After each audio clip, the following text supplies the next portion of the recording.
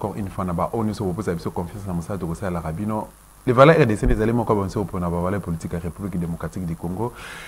La leçon au de l'école.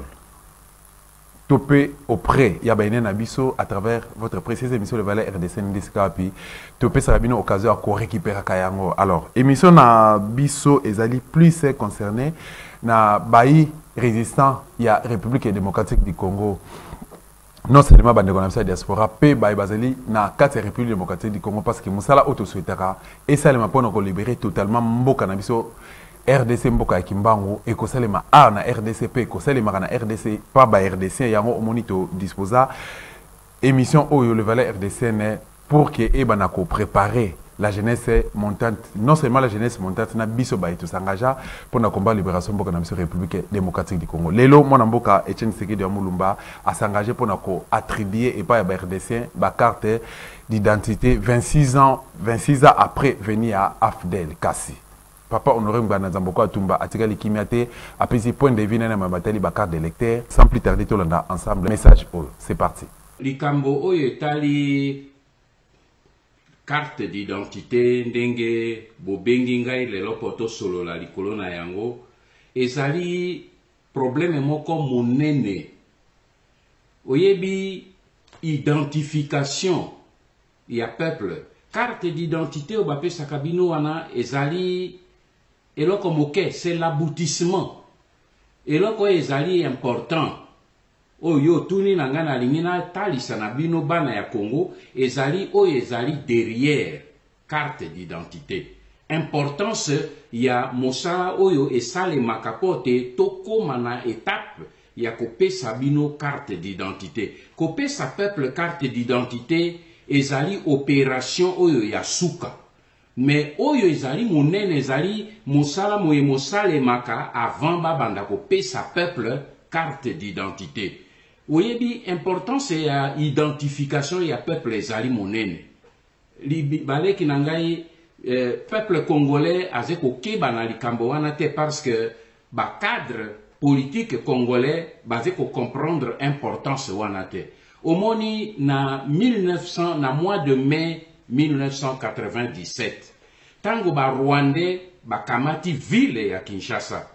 Tango bino ba Congolais ba Kinois bazo bete la bango maboko bazo bine la bango que ba ye ko libérer Congo oyebi mosala ya liboso oyo James Kabarebe ye moto a conduisaki nini troupe wana oyebi mosala ya liboso oyo ba Rwandais basalaki na Kinshasa ba piller direction nationale ya identification eloko ya liboso yango wana ba piller direction nationale ya identification oyo naze koloba ba agent ya ANR oyo bazalaki na ba service elekwana ba yebi eloko naze koloba ba piller yango ba kamati archive nationale ya identification mobimba ba kotisi na C130 ekei na Kigali moto asalaki opération wana Kabarebe oyo namonaki Félix Tshilombo azo yambaye azo pesa embote na yebite soki ayebi ke ye moto ya kamata identification nationale ekende na Rwanda ye wana nyonso eke na Rwanda soki otali tango bakotaki na est oyo nazoloba batu ya est bayebi yango malamu ba direction provinciale ya identification ba archive na yango nyonso ekei na Kigali esike kei kuna lelo yoboye fabrication ya ba passeport na bino le Rwandais Hippolyte Kanambe obozo benga Joseph Kabila a confié yango na ndeko na yo ya Rwandais Zoé ba passeport ya biso bazo sala wana ya ba Congolais ezo kende par l'eau na Kigali soki ekomi na Kigali kuna bazali ko fabriquer maintenant ba passeport avec le quoi basé na ba archive bazo pesa ba Rwandais ba identité ya ba Baluba identité ya Bangbandi identité ya ba Tetela identité ya ba Nandu nyonso po bazali na ba archive ke pe na bango basé na ba kombo ya bamboka na biso nyonso tu bazé ko sala ba archive bango wana bazo bakei na poto bakei surtout mingi na États-Unis bango wana omoni bakomi kuna na États-Unis babandi ko réclamer maintenant nationalité na bango te epai na mboka na biso. Donc ezali na nini na molimo ya nation yango wana ekei na Kigali. Soki boyebi importance na yango te ekei na Kigali.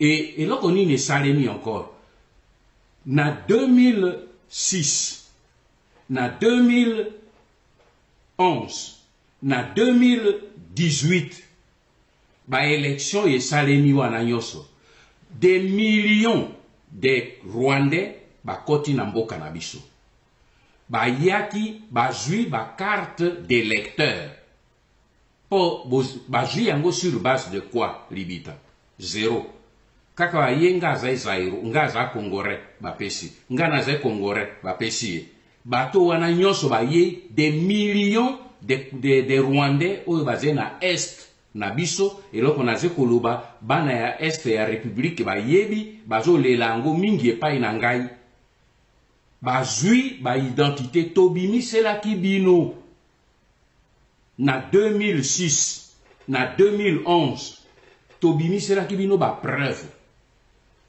carte d'identité rwandaise carte d'électeur congolais oyo ba Rwandais bazozwa. Donc Rwandais aze na pièce d'identité na ye ya Rwandais aye na Bukavu bandeko na ye ya Bukavu oyo ba occupé Bukavu bapesi ye esalaki ba opération na ba kamere bato bazaki kosala fraude électorale na 2005-2011 bapesi ba pied ba carte et d'électeur à des millions de Rwandais. Soki otalaka botalaka ba archive pe document d'enquête il y a ONU, il y a aujourd'hui plus de 2 millions de Congolais oyo bazali en exil dans leur propre pays. Oyo bazali complètement bazobenga bango ba déplacé. C'est-à-dire que ba occupant rwandais oya est ba bengani bango ba mbororo ba bengani bango ba tikim ba bele ya bakoko na bango ba koti zamba bango wanande bazali ko telengana na kati ya mabele ya bakoko na bango ezali occupé par les Rwandais. Ba Rwandais ba ye basali opération ya ko boma ba chef coutumier congolais ebele na est na koyebisa bino pourquoi importance nini ezali oyo bango baze ko boma na yango ba chef coutumier boko katina nango tout à l'heure ba bomi ba chef coutumier ebele ya mboka na biso ba remplacer bango na bami ba mwami rwandais ba titi bango na ba bisika wana nyonso tu po lobi bango nde bato bakoya kopesa identité congolaise na bandeko na bango ya ba rwandais o baye kokoto na mboka na biso. Alors si lelo yoboye situation wana na ino to régler yango te po to libérer na ino mboka te ezali o maboko ma Rwandais. Ba Rwandais yo ba koti na mboka na biso ils sont entrés par millions. Na yebisi bino bandeko na ba koti population wana ekotaki par vague depuis 1997 bazo kota par vague ba komi des millions qui occupent nos terres surtout côté à est de la République. Lelo yoboye DGM baleki nanga yo bazali na service ya DGM baye ko annoncer que balingi ko paie sa carte d'identité. C'est bien, mais ba ko paie sa carte d'identité sur base de quoi? Parce que babengi que carte d'identité elingi koloba que l'État a identifié yo comme étant citoyen de la République démocratique du Congo. Leki nangai libita. Ti lelo depuis basali dernier recensement. Na 1984, c'est le tout dernier recensement oyo to connaître. Ti lelo 35 ans, il n'y a jamais eu un recensement en République démocratique du Congo. Alors bandeko nangai oyo ya DGM soki balobi kaka te babandi ko pesa ba fabriquer carte d'identité oyo bako kabola bato bako sala yango ndenge basalaki na ba carte d'électeur elingi koloba ke bango balingi kopesa maintenant identité, nationalité congolaise na ba millions de bapaya oyo ya ba Rwandais, ba Ougandais, oyo ya ba Mbororo, oyo ba uti na Soudan, oyo ba koti na mboka na biso lelo. Pe tala esika na lobi ke ezali eloko bakoboma molimo ya mboka, bakoboma l'âme de la nation, l'âme congolaise esika kokufa yango wana. On ne peut pas parler aujourd'hui na ba carte d'identité congolaise. On doit par tous les moyens parler d'abord et du recensement des Congolais. Voilà, annonce Ngai Nazaraki Kozila en tant qu'un professionnel dans le domaine. Na lobby certainement baleki yo basé na DGM, sur ba lobby que Félix a mis moi na mboka, soki bolobi bo sala biloko kaka pona ko sala poudre aux yeux. Pona koloba sika Félix azongi ba Congolais ba du carte d'identité, beaucoup porter lobby responsabilité monene devant Dieu et devant l'histoire. Parce que Bouma en ce moment la nation congolaise et les ko yobozé ko faciliter pe ko fungole la ba Rwandais porte grandement ouverte pour bakamata nationalité ya biso ba bengana ba pe loko la bazali na intention ya ko balkaniser mboka na biso ba annexer la partie est ya mboka na biso ezali combat monene oyo naze ko belela na baleki oyo bazali na DGM. J'espère que annonce basali ezali simple annonce, mais que en tant que des professionnels bakobanda d'abord na la grande opération oyo etali recensement. Ce qui recensement national et Salemi et Sili, c'est sur base et à référence et à dossier à recensement de Tokoya Kobanda Kopé sa ba carte d'identité n'a pas vrai Congolais pour Tokoye ba qui est Congolais et qui n'est pas Congolais et en ce moment on donne la carte d'identité. Voilà la procédure qu'on doit faire. Annonce wana, j'espère que Ezali simplement annonce, mais que la véritable opération et kozala opération, il y a recensement national de tous les Congolais. Vrai, ce que zali mokonzi oyebi destin oyo nga na zwa ezali que ata batu basali faute yango epai wapi nyonso yaka na motu na ngai. Mais ezali destin. Mais nga na koyebisa yo une chose, pe na ko expliquer yo importance. Il y a ko connaître ba détail technique na kati ya makambo yo. Le na opération oyo ekendeke ko aboutir na couper sa carte d'identité ezalaka na ba étape mibale. Étape ya liboso ndenge na uti koloba na libita ezali étape oyo ya recensement. Po okoki couper carte d'identité te soki o recenser peuple te. Étape ya mibale ezalaka étape ya nini ya octroi de carte d'identité. Opération ya liboso oya ezali na responsabilité monene ezali étape ya recensement ezalaka ba responsable yango banani ezalaka responsable commission nationale ya identification ya nini ya recensement. Comité wana national et conduisant ezalaka composé na gouvernement. Na kati ya gouvernement et ministère ya intérieur moto a pilotaka yango ezalaka ba service wana responsabilité na ngai ezalaki wana en tant que service bango bakozala na kati ya commission na pe ezali ni service national et institut national ya statistique ezena kati plus d'autres services oyo bazali impliqué dans l'organisation ya nini ya recensement. Commission wana nyonso ezalaka ko fonctionner sous l'égide ya ministre de l'intérieur pe ya administrateur général ya service. Lokola lelo lobby eleko wana ezala DGM ezala donc immigration, identification nyonso ezalaka eleko wana les directions de l'AND. Ezalaka ba simple direction parmi les 5 directions que connaissaient les services de l'AND. Donc, ba responsabilité nangai ezalaki na kati au niveau ba service et simplement au niveau ya processus ya recensement. Grégoire, le recensement nazolo bango na lingala po bandeko mingi ba comprendre. J'aurais dû te répondre pour poser question en français, mais excusez nga nazo répondre na lingala po bandeko na biso ba comprendre très bien. Ezali un problème national, un problème de survie comme j'ai dit.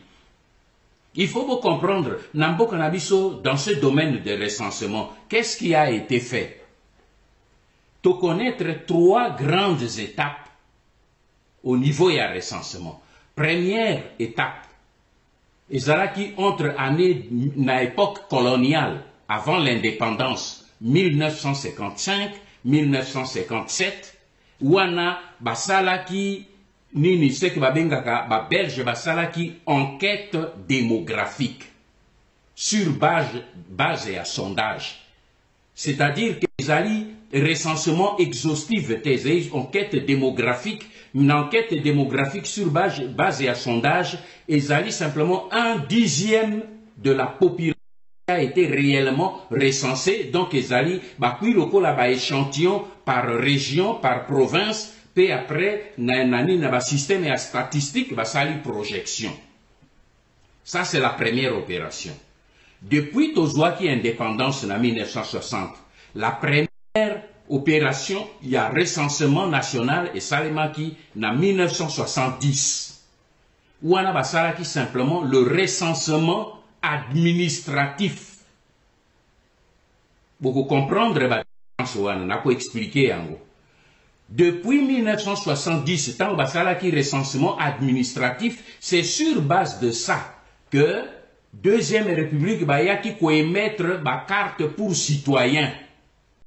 Oyo bazaïrois bazaki nango carte pour citoyens et zalaki après le recensement. Donc on dit que on ne peut faire la carte d'identité que après recensement. Mais au recensement il y a 1970 c'est zalaki simple recensement administratif. C'est seulement en 1984 du 1er juillet au 15 juillet, pendant 2 semaines, Bayeko organisé le recensement scientifique, l'unique depuis la création de l'État indépendant du Congo. Ça a été fait pendant la Deuxième République, pendant les 2 semaines du mois de juillet. Les documents sont là. Il y a des gemmes, personne ne me contredira. Et recensement, on a pas na différence ezali. Recensement scientifique, différence na nguna sous ces aïnines. Recensement scientifique est la différence dans le sens que ezali recensement exhaustif. Et ni koloba que bako dénombrer individu par individu. Pe bako dénombrer ba individu donc moto moko ils étaient que bako benga nini groupe to ba benga chef de famille aya nani na composition non bako moto moko ça c'est un. Deuxième caractéristique scientifique ezali universalité na yango. Cela veut dire que les kobajo sala nini recensement wana bakota là-bas, c'est sur toute l'étendue de la République. Et bako toucher tous ceux qui habitent le territoire national. Ozala mopaya, ozala national, bako dénombré yo. C'est ça qui a été fait en 1984. Et troisième caractéristique qui est très importante, c'est la méthode à dénombrement. Recensement, au lieu que, comme une enquête démographique et un recensement administratif, ce sont les chefs de famille, les chefs de groupement qui viennent auprès, il y a recensement, Pona koya kosa la déclaration, y a ba groupe na bango, y a ba famille na bango. Non. Na recensement scientifique, c'est l'État qui se déplace vers la population. Bako kende na population moko pona koya koyeba yoze outi wapi. Bako kende na famille moko lokola na nini na ba ville. Bako kende epa yandako moko pona kotala na chef de famille moko pe na famille koyeba nini caractéristique famille moko donc bako recenser yo lokola nani na Kinshasa bako tuna yo pe siko mona esika na yebisa kibino problème ya ba importance nango yango parce que lokola ba botami na Kinshasa soki ba ye kotuna yo okoloba ngai nazali originaire ya Kinshasa te non na République démocratique du Congo ba congolais nyonso ba boti bango ou bien ba vivre na Kinshasa o kanga za kinois oze kinois mais oze originaire ya Kinshasa te originaire ya Kinshasa ze bateke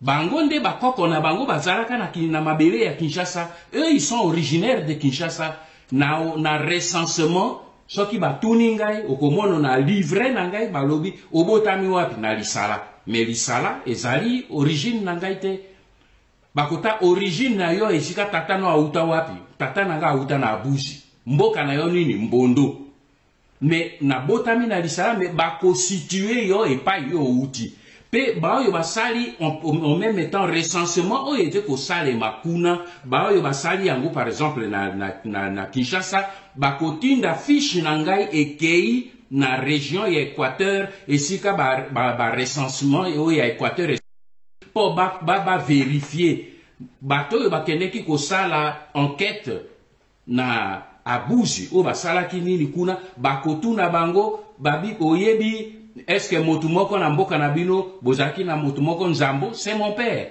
bakoye bisabi oui azali boetala tata na ye kombo na ye ta maman na ye kombo na ye donc bakoko nanga ça monte à ce niveau là c'est ça le recensement scientifique to zena ngonga belete pona koto dans les détails nazo pesa ba indice wana pour vous comprendre ce sont ba éléments wanande bakamataka yango bakotisi yango na kati ya fichier Grégoire boze na poto bomona katango boze ko tambola na poto soki osali infraction police a interpellé yo eloko ya liboso akotuna pièce d'identité tango yo pesi pièce d'identité omona ka police atali pièce d'identité atali photo atali yo pe bien ezali yo non soki azwi photo no omona akei na voiture na bango ya commandement oye na équipe na bango ake pesa moninga na ye oye aze devant ordinateur ba kotisi ba données na yo ba tindi yango na fichier central pona kotuna eloko oyo tomoni na kasa oyo ba pesi biso wa est-ce que ezali exact kuna nde ba kopesa bango confirmation ba bi oui oyo moto boze na ye devant bino c'est lui, il a été enregistré ici comme cela. Voilà, et là, que l'identification, c'est l'âme de la nation. Bokoye ba que tozaï nambo canabiso na autant d'étrangers, tozaï nambo canabiso na autant de citoyens, tozaï na autant de femmes, autant d'hommes, autant d'enfants. Yango no moni après nini recensement scientifique wana tango ba identifier nombre ya batu qui constater que il y avait au Zaïre à l'époque plus de 2 millions de femmes plus que d'hommes.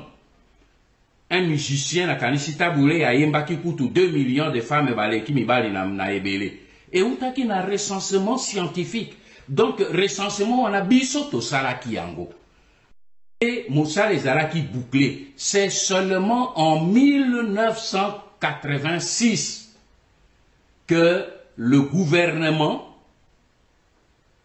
sur base, il y a donné, il y a recensement, il y a 1984, a décidé que maintenant on va donner aux Zaïrois une nouvelle carte d'identité à la place et la carte pour citoyens. Pour déjà, na est ma contestation et bandaki kolukako salema, on a nettoyé ça avec le recensement scientifique de 1984.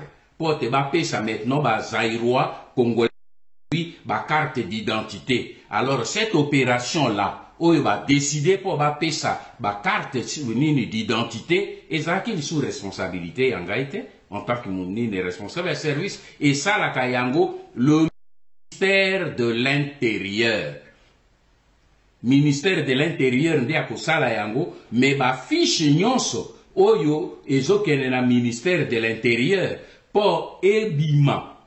Pour te pesa yo carte, parce qu'en ce moment-là, ce n'est plus l'État qui va aller vers les gens, ce sont les gens qui vont aller demander les cartes d'identité. Tango bango bako senga carte d'identité, le ministère de l'Intérieur, a kosa la ba liste na ba fiche na bango, a kotinda maintenant na direction nationale de l'identification, oyo asila qui ko recenser tous les citoyens.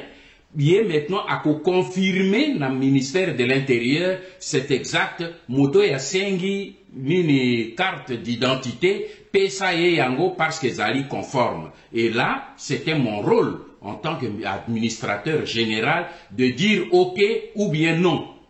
Ce travail-là, je le faisais sur base de fichier oyo batu ya direction nationale de l'identification, bakotinda yango na bureau nangai pour accord. Pona le kisayango et pas ya ministre de l'Intérieur, en ce moment-là, en 86, et Mozagba. Et mi premier ministre, Ezalaki Kengo Adondo. Je vous épargne même de l'incident qui avait eu lieu parce que j'avais refusé, j'avais marqué le refus. Il y a fichier, il y a premier ministre Kengo Adondo. Parce que le recensement scientifique est Salemaki. Ezalaki conforme na dossier pour te toper ça y est carte d'identité congolaise zaïroise à l'époque était malgré le cinéma qui avait été fait où il était allé inaugurer octroyer la première carte d'identité. J'avais écrit au comité central pena président Mobutu pour leur dire que cela n'est une faute grave et comité national et comité central va protester qui tout na ba tuloko ba vundwa wa tepe mako bazalaki na comité central bazwaki document ya mukanda na bakendeki comme on président Mobutu. Mais là c'est une parenthèse, c'est une autre chose. C'est simplement pour la kotali sayo que l'opération il y a recensement et chouakate et réussiaka brillamment tous les éléments. Mais l'opération, il y a octroi, il y a carte d'identité, où on a une responsabilité à la service, c'était une responsabilité à ministère de l'Intérieur qui relève du gouvernement central. Ici, na ba biano na mitunami baleo na utiko yano la aussi réponse na kati. Na lobi na yo boye, na lobi na bino boye lek nangai. Nous n'avons pas à inventer la poudre en République démocratique du Congo. Dans tous les États civilisés qui se respectent, et là, il y a liboso basalaka avant ou sa carte d'identité, et zalaka le recensement. Et pour nangai na uti koloba, je sais que nous devons faire d'abord, na ponambo canabiso, opération et à Liboso, il faut libérer la RDC. On ne peut pas faire le recensement dans un pays occupé. Et surtout dans le pays où il va occuper bino po babotolo bino mabele, balingi ba ya komi installé, ba ko permettre bino bossa l'opération ngana uti kolobate. Rwandais, to ba Zambien, o bazo koto na mboka na biso, ba kondima jamais que biso ba Congolais to sala to mi identifié en tant que nation congolaise, en tant que les citoyens de ce pays, bakolingate. Donc il faut d'abord to libérer mboka na biso biso moko ba congolais. Ce n'est pas le cinéma actuel où tozeina konabiso ba congolais ba zewana na ba Félix Tshilombo comme ba simple bikeko, mais que ba Rwandais ba continuer à occuper kobo sanate. Félix azoyamba nani James Kabarebe. Mais James Kabarebe, azaki chef d'état-major et armée congolaise, Bobo Saniango. Pourquoi? Parce que l'occupant tango a occupé Mboka Nabino a causé en sorte que Boza Jesus n'a repéré. A comment qui chef d'état-major? Bah, Mosusu Bozaï na bango nani Taganda, banani et tout cela, nani Kundabatware, azaki Kubunabio, azé Motunabiso. Mais lelo ya zaliwapi. aze na Rwanda azongi pe na bango. Il faut biso eloko ya liboso leki na ngai ezali to libérer la République démocratique du Congo. Tant on a zolo banamino to libérer tellement on a répété et comme le quoi nzembo batubabi nini atikaraka ko yemba nzembo, mais je le chanterai jusqu'à ce que to libérer mboka bo comprendre yango omoni maso tozo solalelo ezo permettre bo comprendre l'importance ya likambo na loba kanabino. Tant que to libérer mboka te to koki ko sala eloko moko ya malamu te. Dès que tu libères Mboka, il faut tout organiser. L'une des priorités, Oyo Félix Tshilombo aurait dû commencer par ça. Peut-être parce qu'il y a un alibumu yangando. Mais ce qui te libère Kamboka, et là qu'il y a liboso, tu sengeli kobanda nango, l'une des priorités, ezali le recensement national. Et un recensement, non pas, il y a enquête administrative, pas le recensement administratif, mais le recensement scientifique. Ndenge na uti ko expliquer bino le degré au yasuka. Pour to yeba qui est qui. Pe nakati ya recensement wana to komi basé makasi recensement wana fondement na yango monene zalaka justement la chefferie. Parce que citoyen congolais nyonso azali na chefferie na ye. Et pai auta na mboka. Ndenge na ute ko expliquer bino ata baboti yo na nini na Kinshasa, olobi oze Kinois, mais tu n'es pas originaire de Kinshasa. Originaire ya Kinshasa kombo na Moteke. Yo soki baboti yo soit ozali Motetela, soit ozali Mokongo, soit ozali Mongo, soit ozali Ngombe, soit ozali Mbaka, mais ozali citoyen d'une ethnie du Congo. Et wana eliango ezalaka dirigé na ba chefferie.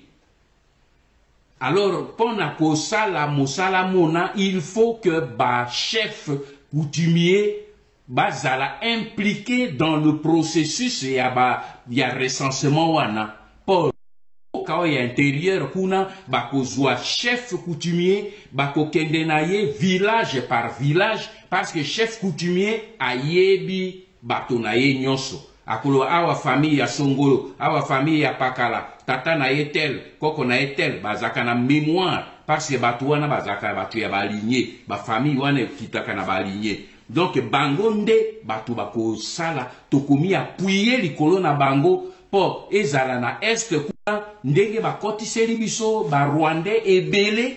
Il faut que tout luka d'abord ko rétablir ba chef coutumier o ya biso o ba bomi bango ba famille na bangonde na kati ya lignée ba sengeli ko succéder na bango ba succéder omoni minembo elelo Rouberoi qui est un réfugié rwandais qui est venu chez nous à joie carte de réfugié, à sa liberté comme réfugié, l'élo yalobi non, moi je suis Tutsi congolais et fier de l'être. Ce n'est pas vrai. Tala isika mobulu ezoko ya yango wana. Toboite que batu mosusu même ba kote pe na biso ba joie nationalité congolaise. Ba congolais belé pe basé sika na étranger. Des millions qui ont des nationalités étrangères. Après, nini biso tokoboya. Tokoboya te. Mais que cela c'est dans les normes, dans les règles de l'art. Napoto na nyo yakende ke komi réclamer directement. Tozei na ba Congolais et belé na Belgique. Toyoka Congolais nino ya lobi kengai nazali nini Belge nini Katangais nini naze Katangais belge. To naze Moluba belge. To naze Mbaka belge. Ça n'existe pas. Ba pesio nationalité belge, tu es belge d'origine congolaise. Comme ba wana nyonso ba koki kozala ba koma ba Congolais mais d'origine rwandaise, mais qui soit identifié comme tel. Que Oyo, Azali, rwandais, Azali, congolais, d'origine rwandaise. Ndenge sale makana mokili mobimba. Mais yo, oye, au koti comme réfugié, non seulement lobby, osé sous réfugié, yo moko proclamé congolais, non seulement osé congolais, au réclamé maintenant mabele à Congo et comme ayo, abiso mabele na biso minembo. Depuis quand? Bomona ango wapi? Voilà que il faut bino ba Congolais, ba jeunes Congolais, ba intellectuels Congolais, ba élite congolaise bo telema, pe bo soukisa makambo mana. Tale eloko nga na proposer na ba ndeko ba leki bana oyo bazali na nosika na kati ya DGM soki bazali ba Congolais ba yoka ngai bien ba banda na recensement scientifique toyeba qui est Congolais et qui ne l'est pas. Et c'est après seulement que l'État, tango apesa ka carte, ezali acte des oloba, ngai l'État na reconnaître yo Songolo comme étant citoyen congolais origine ya mboka boye. Bala ndenge tokobima na kati parce que tozei na 19 voisins. Pardon, 9 voisins. Bandeko na ngai ezei lisekite. Soki to protéger la nationalité congolaise était la nation congolaise était, eh bien, tozali appelé à disparaître dans les années à venir. Et banana biso bako faire porter biso ba responsabilité wana ngai na lingi kozwa responsabilité wana te. Yango wana banda 2000, l'an 2000, naze ko crier mboka eze ko kende. Mingi bakomi ko seka, mingi mais lelo yo boy na sepeli fo ba jeune ebele ba yoki sika kriwana. Na ko senge simplement na bandeko e bazé na est du pays. Ba bloqué soki DGM ba obligé bango ba sala kaka te ba pesa carte d'identité sans recensement baboya. Soki bondimi liwana bino e monane. La première chose, Grégoire, ce n'est pas de se précipiter pour régler le problème de double. Ça, c'est un petit problème. Je vais m'expliquer. Ce qui est important, c'est que lorsque nous aurons libéré notre pays, lorsque nous aurons stabilisé notre pays et nos frontières, 2, lorsque nous aurons établi l'autorité de l'État congolais, parce que nous avons maintenant un État voyou, lorsque nous aurons établi l'autorité de l'État congolais qui contrôle tout le mètre carré du territoire congolais, nous pouvons lever l'option pour la double nationalité devient un petit problème. Aujourd'hui, dans le monde où nous vivons aujourd'hui, personne d'essentiel ne peut être contre la détention d'une double nationalité. Vous et moi, nous vivons à l'extérieur. Vous savez qu'à l'extérieur, il y a plus de 2 millions de Congolais qui vivent à l'étranger aujourd'hui. Et parmi les 2 millions, près de 50% ont pris la nationalité des pays d'accueil, avec femmes et enfants. Franchement, voyez-vous que ça nous profite à nous de perdre tous ces compatriotes et de leur dire vous ne nous appartenez plus. Ce sont des cerveaux. Savez-vous, je ne dis pas savez-vous, vous savez que les Congolais excellent aujourd'hui dans le monde, dans beaucoup de domaines. Il y a des Congolais parmi les grands chercheurs et les grands savants qui travaillent à la NASA aux États-Unis. Mais ces gens-là, nous aurons besoin d'eux demain comme nos compatriotes pour relancer le développement de notre pays. Mais nous serons à l'aise, comme je vous ai dit ici, parce que en ce moment, nous aurons un État organisé, un État stabilisé, un État civilisé. De manière que ce que nous devons faire après, c'est tout simplement qu'au niveau politique, on puisse prendre des dispositions pour protéger la souveraineté du pays au travers des postes de souveraineté, de manière que quelqu'un qui a une double nationalité, un Congolais qui a une double nationalité, peut devenir député provincial, député national, député, sénateur, ministre, gouverneur, mais il ne peut pas accéder à la magistrature suprême. On doit protéger ce niveau-là, la tête. On a la même situation aujourd'hui dans tous les pays du monde. Aux États-Unis, les Américains les étrangers qui prennent la nationalité américaine, ils accèdent à plusieurs fonctions d'État, mais il y a des limites. Pour accéder à la magistrature suprême aux États-Unis, il faut être né sur le sol américain. Autrement, tu ne peux pas y accéder. Ce sont les verrous que eux prennent pour protéger. Tout le reste, c'est la démocratie, c'est le libéralisme. Donc, moi, je ne vois aucun inconvénient à instaurer, à ouvrir les vannes pour que les Congolais aient la double nationalité. Mais cela, nous ne pouvons le faire que lorsque nous avons une administration solide, lorsque nous avons identifié d'abord, nous-mêmes, nous nous sommes identifiés comme Congolais. On sait que tel XYZ est Congolais d'origine et que les autres XYZ sont des Congolais d'option et que les autres sont des étrangers parce qu'ils sont étrangers et ils n'ont jamais demandé la nationalité congolaise.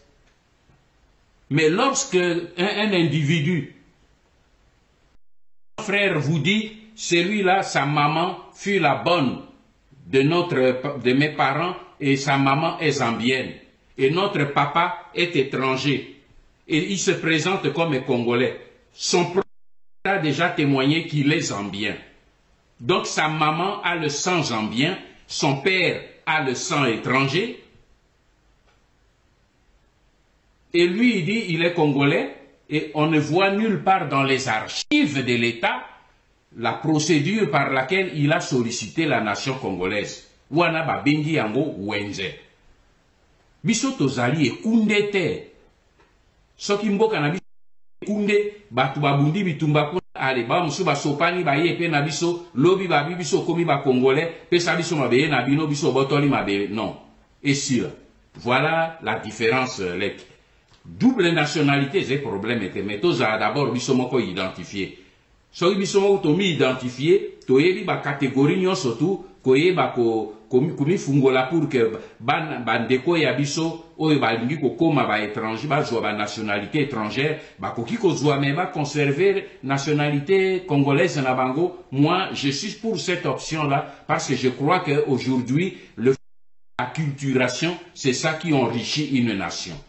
Voilà, na kanzi ba question zaki nga ba réponse zaki ya bango tozui ba réaction ya le patriarche père et résistance à la République démocratique du Congo mais c'est honoré Gbanda Nzamboko Atumba totunika question moko na yo ozokolanda biso na yo oyo ozali prêt pour na ko sala ba sala commentaire to pe ko finga est-ce que faudrait-il tozanga komituna to pe to tuna ou encore to senga conseil avant quoi agir couper sa carte électeur oui couper sa carte, quoi attribuer ma carte d'identité et pas à Congo démocratique, oui. Mais il y a une procédure, oh, et c'est quelqu'un qui n'a pas besoin de respecter. Est-ce que tu identifies qui est Congolais? Est-ce que tu sensibilises qui est RDCien? Est-ce que tu identifies qui est RDCien? Est-ce que tu recenses qui est RDCien? Est-ce que tu as qui t'en as à réfléchir? Parce qu'au jour d'aujourd'hui, les militaires et les policiers sont politique. Mais ce que tu as fouillé, c'est la carte d'électeur. Les Chinois, les Pakistanais, les Indiens, les carte d'électeur.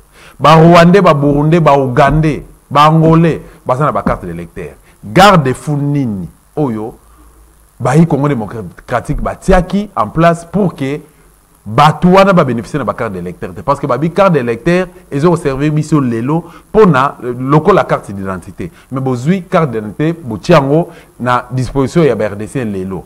mesure préventive nini o bino bochaki en place pour que l'étranger bazo yangote. Alors nani o azali RDC, nani o azali étranger, nani azali nani esengeli azala bénéficiaire ya carte d'identité oyo mwana mboka Félix Antoine Tshisekedi Tshilombo atukocha na disposition ya bayi Congo démocratique. Merci na ozo kili bakoko la biso, merci na ba abonné ya Dosta télévision, merci na ba fanatique monsieur Valère RDC.